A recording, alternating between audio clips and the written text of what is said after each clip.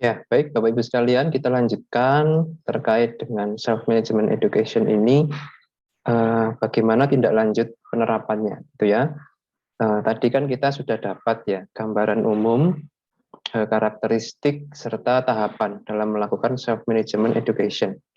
Nah, itu kan masih baru sifatnya itu konseptual ya, belum cukup teknis. Bagaimana kita menerapkannya? Apakah sesuai dengan gaya atau style kita masing-masing? Nah, tentu kita juga perlu mencari acuan atau referensi, framework apa sih yang bisa kita jadikan pegangan dalam menerapkan edukasi ini, gitu ya. Nah, salah satu yang wajib digunakan ya pendekatannya adalah karena klien kita ini pasien dewasa ya, maka yang harus kita integrasikan ke dalam self management ini adalah yang namanya teori pembelajaran orang dewasa atau adult learning theory atau dikenal dengan istilah andragogi. Oke. Nah, andragogi sendiri itu apa ya? Jadi pembelajaran pada orang dewasa, Bapak Ibu ya, itu berbeda dengan mengajari pada anak-anak. Kalau mengajari anak-anak seperti di TK, di SD gitu ya, atau mungkin di SMP itu mereka pasif, reseptif, penerima saja perannya. Apapun yang kita kasih, mereka terima. Ya, istilahnya disuapi terus. Oke ya. Nah, oleh karenanya kemudian muncul suatu konsep pembelajaran atau kesadaran ya bahwa orang dewasa ini nggak begitu belajarnya sebenarnya. Cara menyerap ilmu dan menerapkan itu nggak seperti anak-anak ya yang tinggal disuapi, ditelan, beres gitu ya.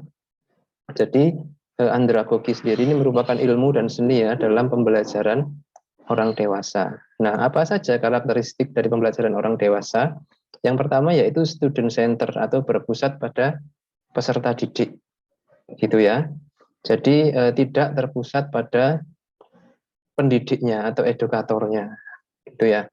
Nah, tadi sudah sempat muncul ya secuil dari ini adalah pasien center atau individualized kalau kita pakai istilah self management education tadi ya, bahwa metode edukasi, konten edukasi itu berpusat pada pasien, menyesuaikan kebutuhan pasien.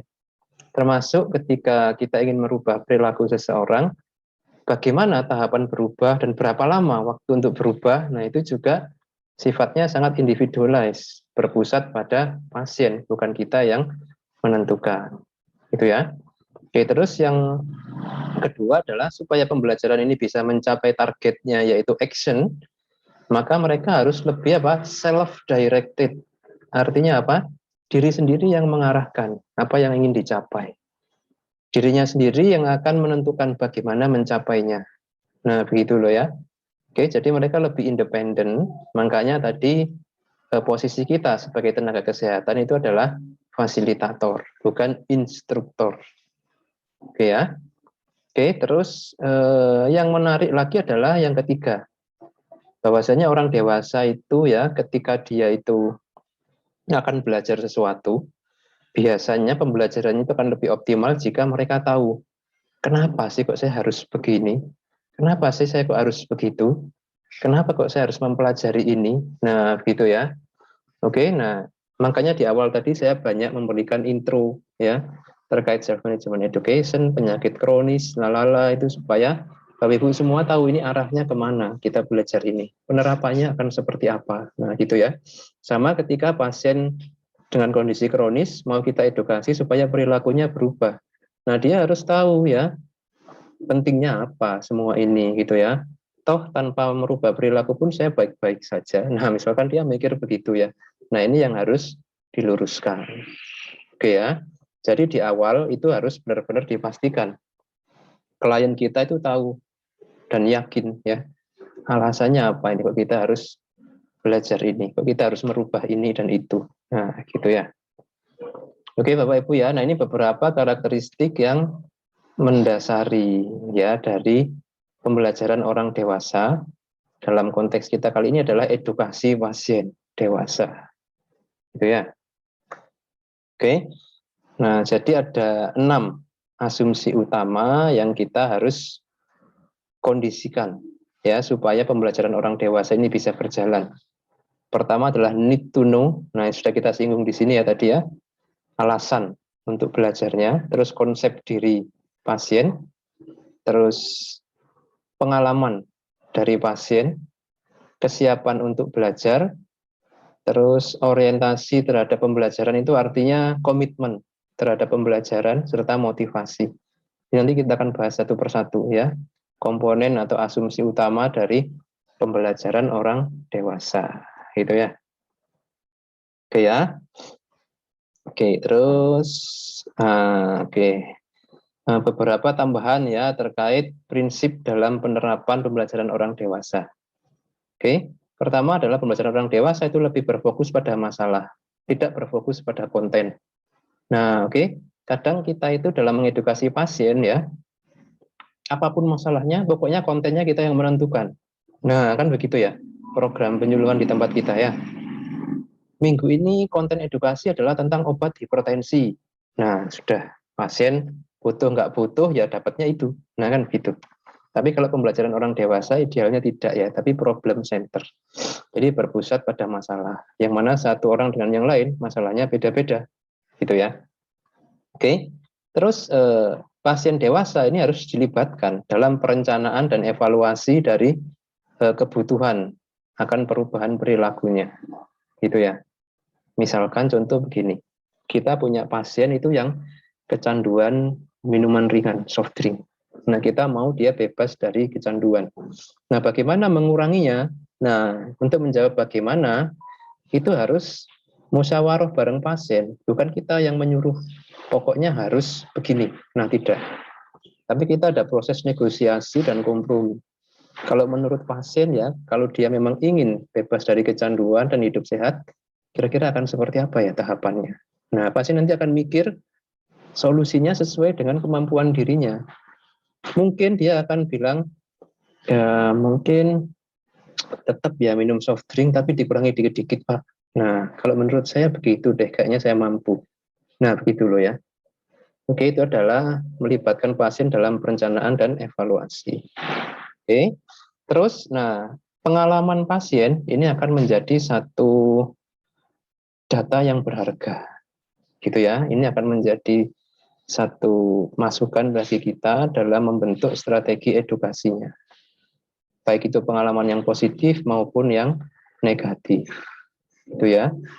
Misalkan pasien pernah punya pengalaman, Pak saya itu berhenti Pak ya pakai insulin karena pengalaman saya dulu waktu nyuntik insulin itu mesti gula darah saya itu langsung drop gitu loh. Badan saya langsung lemes, gemetaran, keringatan, dingin gitu ya. Nah, untung aja setiap kali drop itu anak saya tahu, jadi langsung ditolong. Coba kalau nggak tahu, nah, kan bahaya. Akhirnya saya sejak itu sudah nggak insulinan lagi. Nah, itu pengalaman pasien yang harus jadi data kita untuk dipertimbangkan dalam mengedukasi berikutnya. Nah, kan gitu ya. Oke, oke. Terus orang dewasa, Bapak Ibu ya, itu tertarik, termotivasi untuk mempelajari sesuatu itu yang memang ada efeknya buat dia, gitu loh, punya relevansi dengan kehidupannya. Oke, jadi kadang itu tadi seperti yang saya bilang di awal, kalau kita itu mengaitkan ya perubahan perilaku itu dengan keluarga, dengan anak, itu biasanya akan terasa impact-nya. Oh iya ya, benar juga ya. Nah, kan begitu ya. Oke ya. Ada juga berkaitan dengan pekerjaan ya, misalkan dia ini sopir gitu ya. Terus tidak mau mengontrol hipertensinya. Nah, bisa jadi hipertensinya ngefek ke mata ya. Terjadi glaukoma yang mana membuat dia nggak bisa lagi nyopir, nggak bisa kerja, nggak bisa menghasilkan uang. Nah, berarti relevan dengan pekerjaan. Waduh, kalau saya nggak ngontrol hipertensi, nanti gimana saya bisa nyopir lagi? Kan begitu. Akhirnya dia akan lebih tertarik akhirnya untuk mengikuti edukasi dan patuh. Nah, gitu Bapak Ibu ya. Nah, kita sebagai tenaga kesehatan akhirnya harus jeli dan pinter-pinter mencari celah gitu ya, supaya apa? Ketemu relevansinya. Jadi kita nggak terlalu banyak ngomong target angka-angka Bapak Ibu.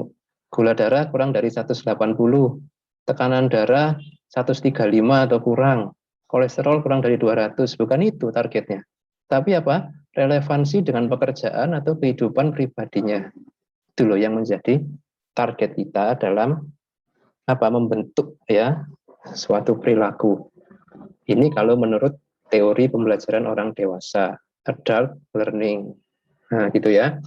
Nah, saya tadi juga di awal sempat mengulik tuh bagaimana pentingnya edukasi ini terhadap nanti setelah Bapak Ibu lulus ya, kompetensi sebagai perawat pendidik. Nah, itu kan saya mencoba mengaitkan dengan pekerjaan.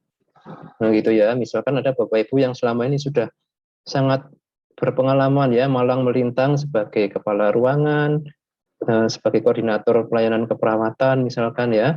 Terus sekarang kuliah S2. Nanti pulang apa bedanya ya?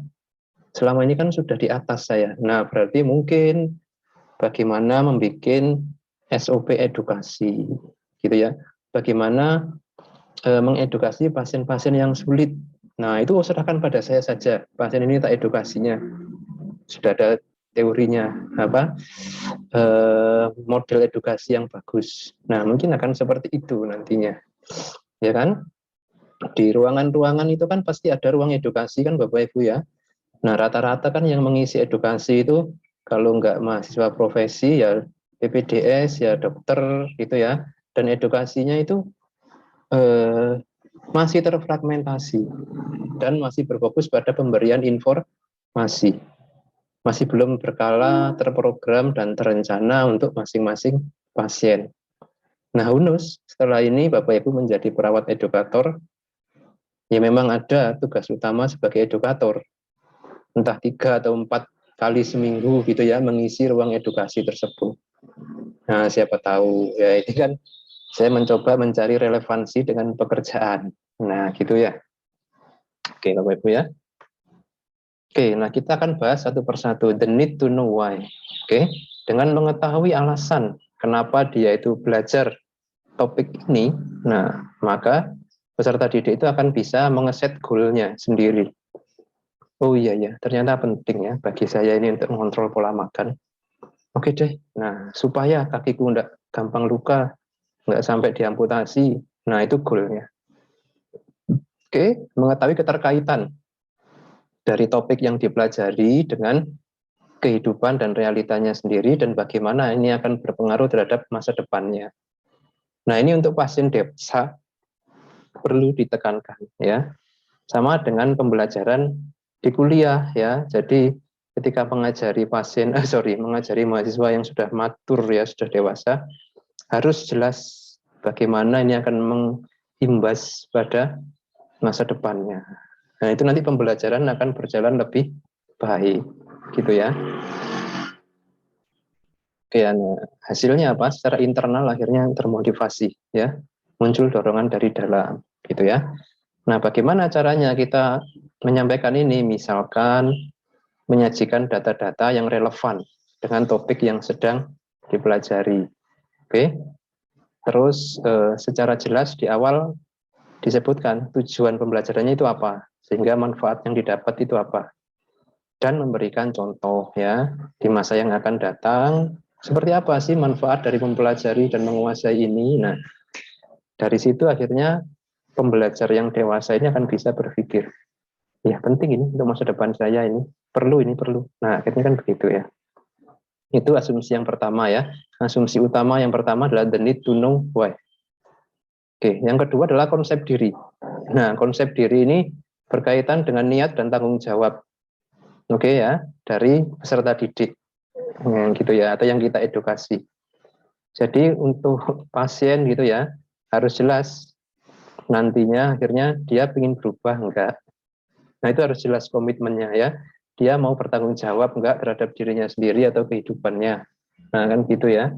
Bagaimana nanti mereka akan berkomitmen dengan kita ya sebagai tim untuk terus bekerja sama, berupaya bareng. Gitu ya. Serta bagaimana nanti goalnya. Nah, dia sudah tahu belum apa yang ingin dicapai dari pembelajaran ini. Menurut kamu sendiri, apa yang ingin kamu capai dengan belajar ini? Nah, kan begitu akhirnya ya. Nah, ini terkait dengan konsep diri dari peserta didik yang kita edukasi ya. Kalau yang Bapak Ibu dosen ya berarti mahasiswanya, kalau yang di rumah sakit berarti pasien dan keluarganya. Gitu ya. Ya. Nah, ini penting ya di awal. Kalau ternyata dia itu secara konsep itu sudah keliru ya, wis tidak connect dengan kita ya. Sudahlah, saya pokoknya mengalir saja. Nah, tidak usah bekerja atau berupaya terlalu keras merubah perilaku. Nah, berarti konsep dirinya masih belum pas. Oke ya, kita harus kembali pada asumsi yang pertama tadi, the need to know why-nya dulu, berarti harus diperkuat supaya tumbuh kesadaran internal dari dalam dirinya. Gitu ya. Oke, terus yang ketiga dari asumsi utama pembelajaran orang dewasa adalah pengalaman. Oke, setiap orang dewasa ya pasti punya pengalamannya tersendiri dalam kaitannya dengan suatu topik edukasi. Oke, nah sehingga pengalaman-pengalaman terdahulu ini harus kita jadikan modal, Bapak Ibu. Harus ada proses sharing experience. Dia menyampaikan pengalamannya, kita juga menyampaikan pengalaman kita, gitu ya, melalui sesi yang interaktif. Nah, dari situ nanti berangkat dari pengalaman pasien itu, terciptalah suatu model-model pembelajaran yang sesuai. Gitu ya. Ya, nah jadi sangat penting nanti dalam proses pembelajaran itu kita memfasilitasi peserta didik ini untuk menyampaikan pengalaman dan pendapatnya. Kita harus lebih sabar, telaten dalam mendengarkan. Oke, terutama kalau kaitannya dengan edukasi kesehatan Bapak Ibu ya, di rumah sakit atau di tempat praktek, itu pasti pengalaman pasien banyak sekali. Nah, itu kalau kita mengabaikan itu, rata-rata saran dari kita itu tidak akan 100% aplikatif. Gitu ya. Ya. Nah, jadi harus ada satu proses sharing pengalaman, ada diskusi, ada brainstorming, tukar-menukar ide. Gitu ya. Dan kalau bisa kita gunakan modalitas pembelajaran yang bervariasi gitu ya, tidak hanya diskusi kayak gini, tapi juga ada simulasi tentang menyuntik insulin, simulasi tentang mengontrol mengecek gula darah dan lain sebagainya, simulasi tentang perawatan kaki. Nah, itu ada modalitas, tidak hanya leaflet, mungkin juga sambil lihat video di YouTube. Nah, contoh seperti itu ya. Pasien tidak hanya aktif mendengarkan, tapi mungkin juga kita beri tugas-tugas ya terkait dengan konten edukasinya, gitu ya. Oke, yang keempat adalah terkait dengan kesiapan. Nah, kesiapan ini ada 3 ya, kesiapan mental, fisik, dan kognitif atau pengetahuan. Nah, begitu ya. Jadi secara mental dia dibilang siap itu kalau merasa butuh topiknya. Nah, ini kalau orang dewasa itu begitu ya. Jadi kita harus menumbuhkan rasa, oh dia butuh topik ini. Nah, kalau sudah merasa butuh, baru dia siap. Gitu ya. Oke. Nah, secara fisik ini berarti adalah tubuhnya dan lingkungannya juga suportif, gitu ya. Termasuk faktor lingkungan ya, fasilitas, lingkungan yang mendukung, dan lain sebagainya. Media-media pembelajaran, nah itu di sini tempatnya. Ya. Oke, terus secara kognitif juga siap ya. Artinya apa? Mereka sudah ada gambaran tentang apa yang akan dipelajari.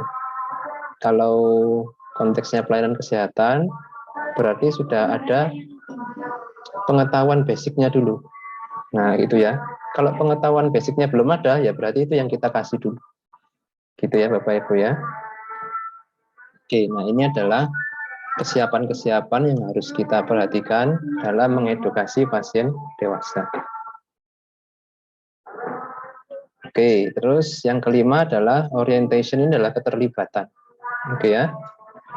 Jadi harus ada banyak aktivitas. Mereka harus kita libatkan dalam bentuk tindakan-tindakan nyata. Oke ya. Misalkan di sini kita berikan problem solving activities. Kalau di kampus ya misalkan ya, conducting interviews, ketemu orang, melakukan wawancara gitu ya. Nah, kalau di rumah sakit konteksnya tentu lain ya. Misalkan aktivitasnya tadi terlibat dalam perencanaan manajemen diet pasien yang sesuai dengan kondisi dan kemampuannya. Itu aktivitas. Atau aktivitas interaksi dengan sesama penderita. Nah, itu juga aktivitas ya. Terlibat dalam komunitas pasien. Nah, itu juga aktivitas gitu ya. Nah, aktivitas ini manfaatnya apa? Perhatian. Jadi perhatian pasien itu akan terus terjaga dan terus terlibat, terus terkoneksi dengan proses pembelajaran, gitu ya. Kalau sekarang eranya era daring, nah begini kalau cuma kuliah recording saja itu ya sangat rendah sekali nanti engagementnya. Jadi harus ditambah dengan penugasan, ditambah dengan diskusi, ditambah dengan presentasi, nah seperti itu. Supaya akhirnya konektivitas dengan topik yang dipelajari ini benar-benar mendalam. Gitu ya. Nah, jadi bisa banyak penugasan ya. Kalau contoh dengan pasien misalkan ya ketika dia ingin bebas dari kecanduan soft drinknya. Nah, kita minta dia ngelis. Kira-kira yang membuat Anda sulit mengatasi ini itu apa? Coba di-list. Terus kira-kira yang bisa membantu Anda mengatasi kecanduan ini apa ya? Coba di-list deh, dipikir-pikir di-list. Nah, oke, pasien kita libatkan kayak gitu, itu nggak apa-apa dalam edukasi. Bagus sekali ya. Kita mengedukasi pasien yang obesitas ingin menurunkan berat badan. Nah, sama. Coba kita kasih aktivitas ya. Kira-kira hal-hal yang berpotensi menghambat program penurunan berat badan ini apa ya? Nah, mungkin dia akan menulis nafsu makan tidak terkontrol, selalu kepingin kalau lihat makanan, selalu ingin buka aplikasi pembelian makanan. Nah, mungkin itu problem-problemnya. Nah, itu kan ada aktivitas, dia akan lebih engage nantinya dalam prosesnya, gitu ya. Oke Bapak Ibu ya, nah terus yang keenam, yang terakhir adalah motivasi. Motivasi yang baik itu adalah motivasi yang datang secara internal, tumbuh dari kesadaran diri sendiri. Bukan karena ditakut-takuti, bukan karena diancam-ancam, bukan karena diwajib-wajibkan, harus, nah bukan begitu. Tapi memang tumbuh dari kesadaran diri sendiri, gitu ya. Oke ya, nah kalau kita di kampus ya, itu mesti kita ngomongnya contoh ya supaya lebih termotivasi ya. Selain nilai atau ijazah tentu ada hal lain yang memotivasi kita untuk belajar. Nah, apa saja itu? Nah, coba melihat hal-hal yang lebih bernilai selain sekedar angka. Nah, gitu ya. Sama juga dengan edukasi pasien.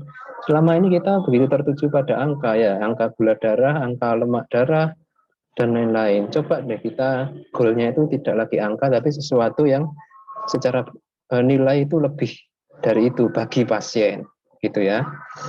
Ya itu tadi contohnya aspek keluarga, aspek pekerjaan, masa depan, keberlangsungan keluarga, pendidikan anak atau apa. Nah itu semua hal-hal yang lebih dari sekedar angka untuk pasien. Nah itu yang bisa kita gunakan untuk menumbuhkan motivasinya. Oke Bapak Ibu ya. Ini prinsip yang keenam yaitu motivasi. Oke ya. Nah ini dia tidak hanya mengincar parameter atau angka klinis. Nah, oke.